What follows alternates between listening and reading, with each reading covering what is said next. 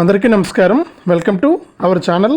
మన ఏపీలో ఉన్నటువంటి రైతన్నలకు మన ఏపీ సీఎం చంద్రబాబు నాయుడు గారు అలాగే మన ప్రధానమంత్రి మోదీ గారు ఇద్దరు కలిసి ఒకేసారి రెండు శుభవార్తలను అయితే తీసుకొచ్చారండి. ఇక ఎన్నో పథకాల ద్వారా రైతులకు ఆర్థిక సాయం చేయాలని చూస్తున్నటువంటి కేంద్ర మరియు రాష్ట్ర ప్రభుత్వాలు మనకు మరొక భారీ శుభవార్తను అయితే తీసుకొచ్చాయి.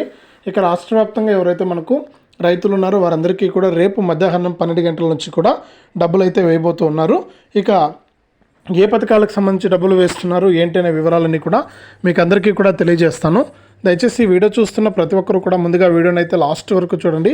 ఎక్కడా కూడా స్కిప్ చేయొద్దు. మీరు లాస్ట్ వరకు చూస్తేనే మీకు సమాచారం అనేది తెలుస్తుంది. తప్పకుండా లాస్ట్ వరకు చూడండి.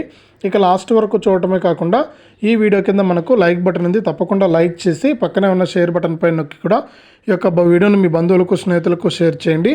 అంతేకాకుండా ఇలాంటి వీడియోలను మీరు మిస్ అవ్వకుండా తెలుసుకోవాలంటే తప్పనిసరిగా వీడియో కింద మనకు సబ్స్క్రైబ్ అనే బటన్ ఉంది, సబ్స్క్రైబ్ చేసుకోండి.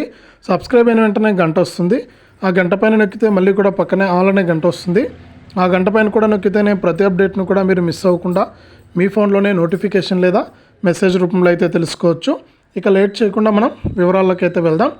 మన దేశవ్యాప్తంగా అలాగే రాష్ట్ర వ్యాప్తంగా ఎవరైతే రైతులు ఉన్నారో వారందరికీ కూడా ప్రధాని మోదీ గారు, సీఎం చంద్రబాబు గారు ఇద్దరు కూడా మనకు రైతుల ఖాతాల్లోకి అన్నదాత సుఖీభవ పీఎం కిసాన్ పథకాల డబ్బులు అయితే జమ చేయబోతున్నారు. ఇక రేపు మనకు మధ్యాహ్నం 12 గంటల నుంచి కూడా ఎవరైతే రాష్ట్ర వ్యాప్తంగా రైతులు ఉన్నారో వారందరికీ కూడా మన ప్రధాని మోదీ గారు పీఎం కిసాన్ సమ్మాన్ నిధి పథకానికి సంబంధించిన 18వ విడత 2,000 రూపాయలను అయితే విడుదల చేస్తున్నారు.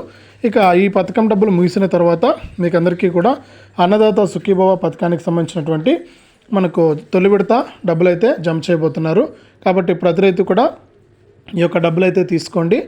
రైతుల ఖాతాల్లోకి నేరుగా డబ్బులు జమ చేస్తున్నట్లు కూడా హామీ ఇచ్చారు. ఈ విధంగా రైతులకు సంబంధించి అదిరిపోయే రెండు శుభార్తలు అయితే తీసుకొచ్చింది కేంద్ర ప్రభుత్వం.